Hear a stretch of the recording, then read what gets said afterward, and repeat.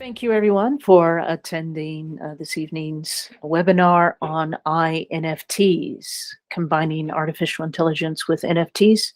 I'm Tiffany Bird, I'm Salesforce NFT and Web3 consultant, Richard Tony, and also community leader for the Blockchain Blazers community group.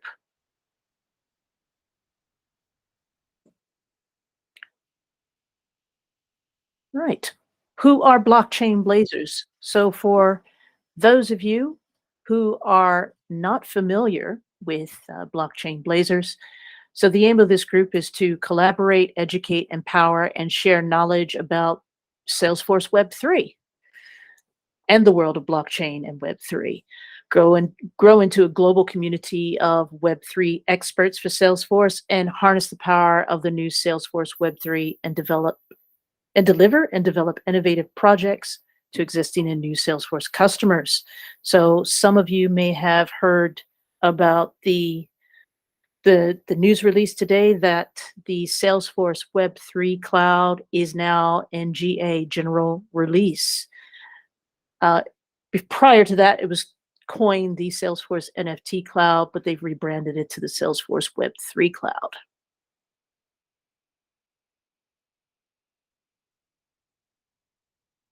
So in today's talk, we're going to be talking about AI. We'll be looking at the overview of AI, key areas within it, what are iNFTs, and what happens when worlds collide. So we have some use case examples. After that, we'll have a question and answer session, followed by POAP time, which is POAP is a proof of attendance protocol token, which we normally issue out for all attendees in our webinars. So let's get started. So artificial intelligence, known as AI, it is the process of building intelligent machines and programs from a vast amounts of data. So as we know, AI uses complex algorithms and methods to build machines that can make decisions on their own. Now, there are a couple of components of AI. There is machine learning and deep learning. They form the core parts of AI. And referring to the actual slides on the right-hand side here, you can see in the first diagram, you have the outer core of artificial intelligence. And as I mentioned, deeper cores of AI are the machine learning, which is a subset of AI that includes techniques that enable machines to improve at task experiences. And it also includes deep learning. So inside machine learning is deep learning, which again is a subset of machine learning based on neural networks that permit a machine to train itself to perform a task. So deep learning relies heavily on deep neural networks to generate knowledge from data sets. And for those of you who aren't familiar with neural networks, it is a vector-based semantic search, which is based on NLU, natural language understanding, and a subset of NLP, which is a natural language processing. So it recognizes words that are semantically similar. So it makes it smarter than any other keyword-only search system. And this is a useful diagram here where you can see quite clearly the difference between machine learning versus deep learning. So when we look at the approach, human intervention, the hardware and the time and the uses between the two, there is a bit of a difference.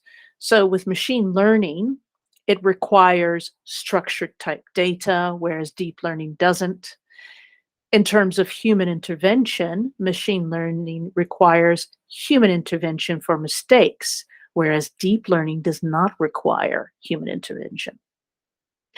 From a hardware perspective, machine learning can function on CPU, whereas deep learning requires significant computing power and GPU. Timing, very different indeed. Machine learning takes seconds to hours, where deep learning could take weeks. And in terms of uses, machine learning is often used for forecasting, predicting, and other simple applications. And deep learning are for more complex applications, for example, autonomous vehicles. Now, the key areas within deep learning themselves, we have three different components. We have computer vision, which most of us are a bit familiar with. It's image generation and recognition. So, if we remember OCR, which is optical character recognition, I think most of us may have used scanners. We take it photos on our phones of documents or iPads, or use scanners themselves, and that's a form of OCR. There's also facial recognition and iris scans that sometimes we may come across when we are traveling at border control. There's also understanding, which is the NLU component, natural language understanding. And these are examples of, yes, language translation, smart assistants, predictive text. Sometimes predictive text doesn't work that well, but it's part of it. Email filtering, social media monitoring, and also OpenAI. So we all know about Chat GPT. The third part of that is also speech recognition. So this is language intelligence and speech analysis. So this concept was first introduced in 2001, Space Odyssey, the film. Some of you may be familiar with. And examples of speech recognition are Google Assistant, Siri, and Dragon naturally speaking. In fact, I do remember, gosh, back in I think the early 2000s, I was actually using a program called Dragon Naturally Speaking, just as a test, and I was using it to type out Word documents. It was useful at that particular time. Things have moved on a great deal. Of course, we got the Google Assistant and Siri that could just about answer any question. So these areas that I mentioned have a significant impact on enabling intelligent capabilities and NFTs. So in terms of iNFTs, intelligent non-fungible tokens, these are NFTs that have undergone training using AI over time through real-time interactive conversations. So there are NFTs with interactive, intelligent, and sense-making capabilities woven in. And they can also combine AI-driven characters and avatars with a smart contract technology. So as we recall, smart contracts, think of it as your workflow, your business roles, and your logic that are used within blockchain NFT technology. And there are also blockchain-based tokens that you can learn, adapt, and interact with information, with each other, and also with you. Now, when we mix AI and NFT, there's some examples where these worlds collide. So again, it's more than just a static image. It's now a way to add some intelligent interactive capabilities to this tokenization, which could really contribute or enhance user experience, also value and utility.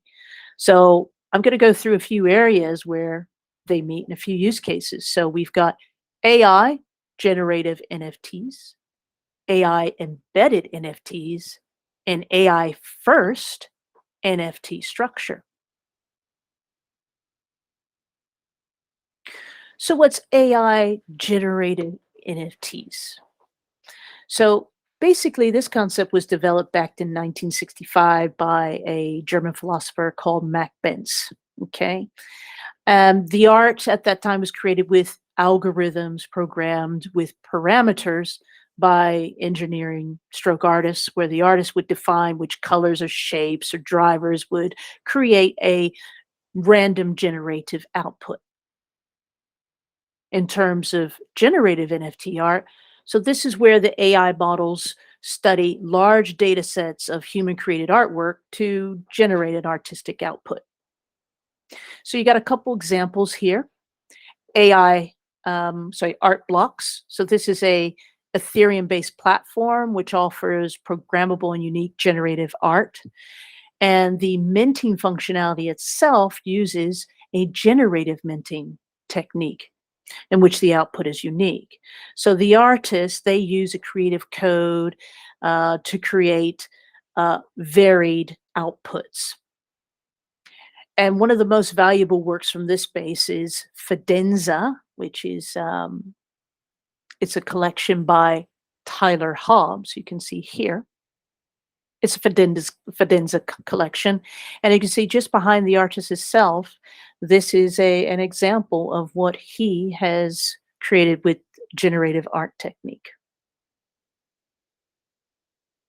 Now, in example 2, we have DALL-E or DALL-E 2, which is from OpenAI, and it's capable of creating photorealistic images from text. So you enter a caption or some other fancy words, and the AI will create and deliver. So here's an example here where a user has put in a text prompt. So an armchair in a shape of an avocado.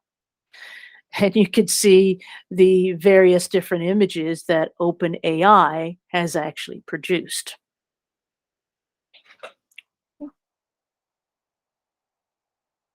The next one is AI embedded NFTs. So this is where the deep learning comes into place. Methods of GPT. So the GPT is generative pre-trained transformer. They're models such as, like I mentioned, speech recognition, NLP, and they're coded into a smart contract, which gives that user interactive and a unique experience. So we have a couple examples here. Aletha AI. Now, the mission for Aletha AI is to use AI and blockchain technologies to enable democratic and decentralized ownership of AI. So they believe it's a key to unlocking the full potential of AI and will ultimately benefit humanity as a whole. Now, there's also the latest offering from them is Character GPT. As you can see the second image at the bottom here. Now, this facilitates text-to-character creation that generates interactive AI characters with customizable personality pods. So, staying on Aletha AI, this top example here, this is Alice. So it was the world's first interactive NFT created by the artist Robert Alice, and was auctioned in Sotheby's back in 2021 for just under $500,000. Incredible there. And the second section is you've got the Character GPT. So that's an example. There's a string of text that's been entered in here. A woman from the 1920s who was a dressmaker. So by using that algorithm, that GPT and deep learning modules, it's generated this avatar here. Now the second example is altered state machine, ASM. Now this is where users can create trainable AI generated avatars or agents. These icons below. These agents have a brain, which are a random set of attributes such as strengths and weaknesses, and they also have memories where skills are developed. And these agents can also be traded amongst other people as NFTs.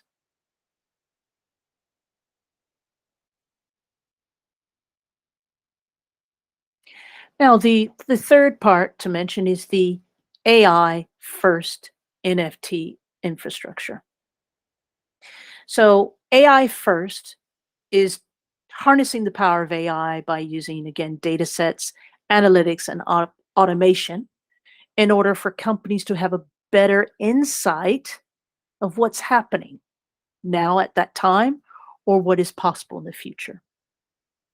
And this is useful because This is where you, with iNFTs, can be used as a framework of building blocks, which could be used cross-chain, which will enable intelligence via NFT data APIs.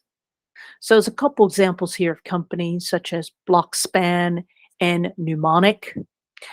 So these are NFT API platforms that aggregate data from multiple chains to retrieve either token prices, metadata, and current ownership. And with Blockspan, it utilizes a REST-based API, which allows users of the tool to carry out fuzzy matching and retrieve NFT datasets. Now, NFT marketplaces such as OpenSea also have in-house APIs, which can also be used. So these APIs could, if you have a platform and you wanted to, yes, perform some analysis with AI first NFT infrastructure, then OpenSea would be one of those marketplaces that you can use the APIs. Okay. Any questions from the audience and any experiences with AI? Have any of you played around with any of the AI generated art of any sort or Chat GPT?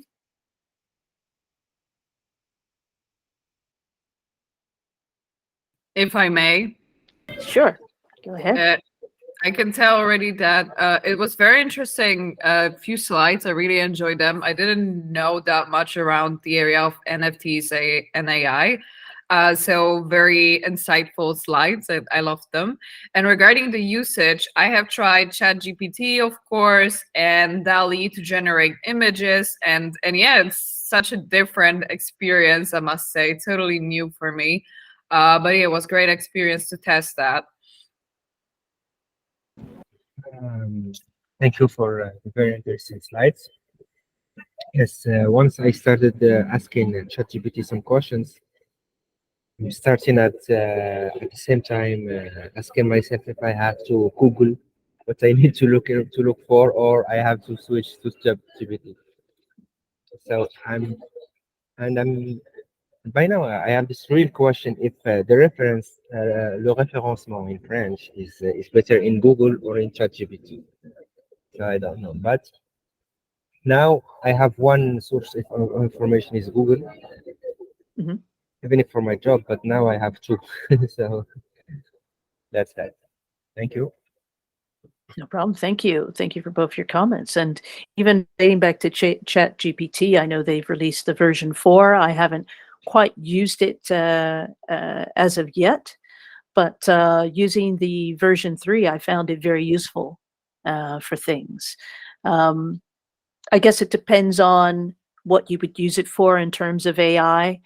I've also used some generative art websites, and I found it quite impressive.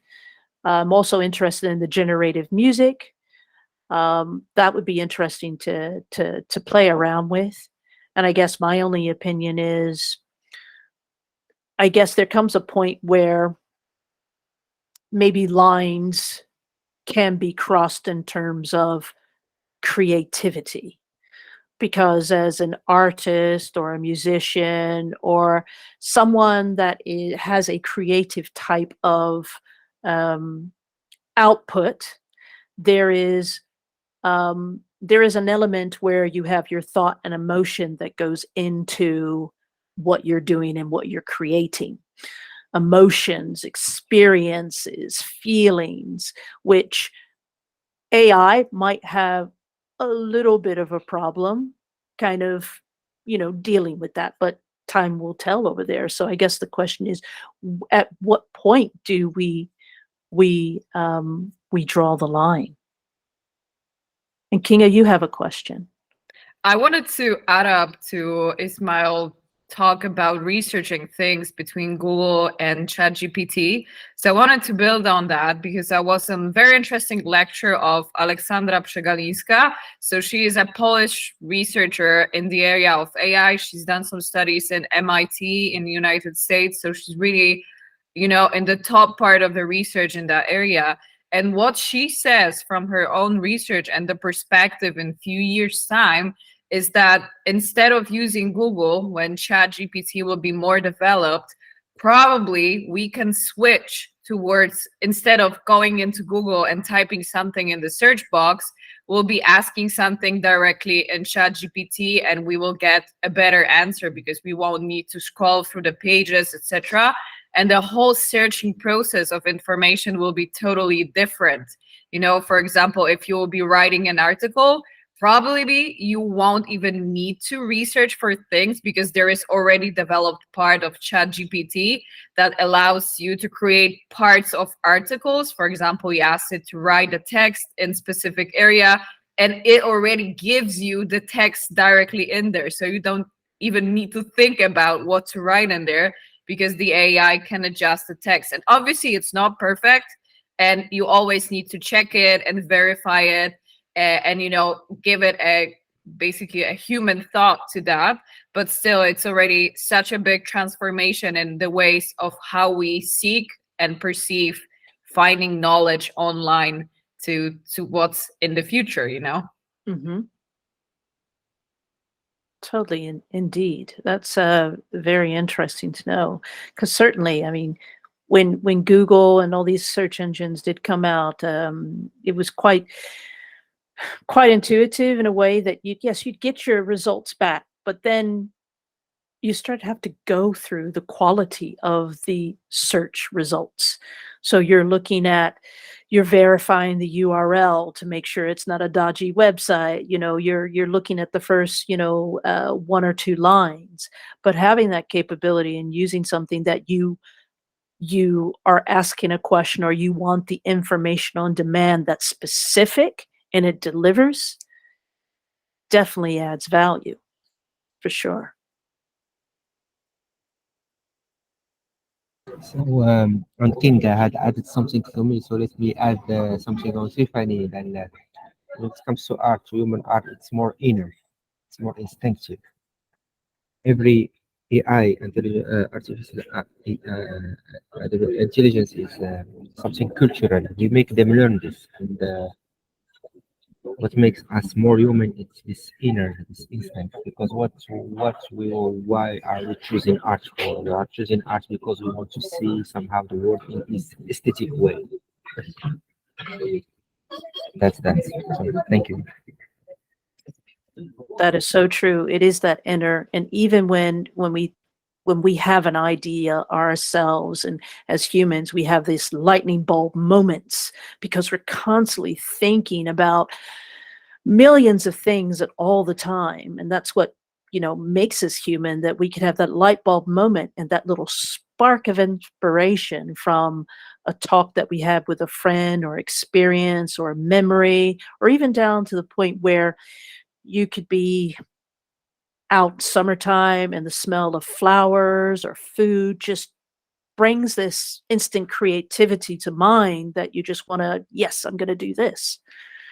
So it is that inner point where perhaps AI probably cannot meet it at this stage, or will it ever meet that? I don't know. I mean, it's that's going to be a lot for it to take on. I think deep learning is a very inner experience as humans, because we are not perfect beings, and that's the whole part of being human, is to have wins, losses, success, heartbreak, excitement, fun, everything, because we have feelings. So be interesting space indeed.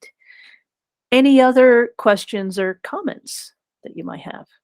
I can comment on that from a business perspective regarding the art, because I've been participating in the research from my home university regarding usage of AI and generated content for the work of people in marketing. And I can see that, yes, part of an art, it's the intuitive thing that humans, well, basically we can do that and AI cannot do it yet. But for example, for me, I have experience when I was working in the past on the business side, And basically I was creating content for the social media, and the content was quite repetitive. It was branded, it was just changing the images. And those things that do not really require such of the inspirational part, it's basically doing something very basic and that can be automated, can be done by AI. So I see a big potential there. For example, if you need to create some basic content and it does not really need any special inspiration, that could work for that too.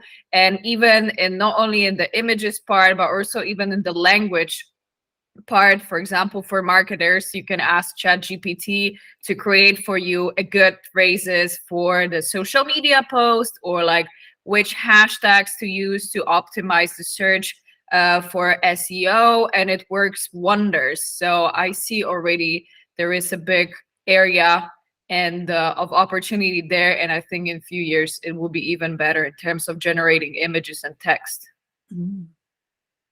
Good points. And the most important is not who does what. It's what are we doing with this information. And usually in the business, in corporate, you have some kind of humans that want to have all the information, all the data, or on the hand to do something. No, the most if there is something or someone else who could do it, and let's like it and do it. Let's create value with more reflection and more. No more comments. If I thank you. Yeah, totally. No more comments from my side either. Thank you for that. And I guess my only last one is I haven't looked into the Einstein GPT as of yet, but it'd be very interesting to see how that plays well with Salesforce and the kind of the sales opportunity leads, and turn that around the whole marketing process as well. And now with the news of the Web3 cloud, how will that all tie in? So it's going to be interesting to see what comes out of this, for sure. And for those who are watching this as a replay and a recording, thank you for taking time out to watch this. And if you haven't done so already, please subscribe to our YouTube channel and our Trailblazer Blockchain Blazer community. Thank you very much.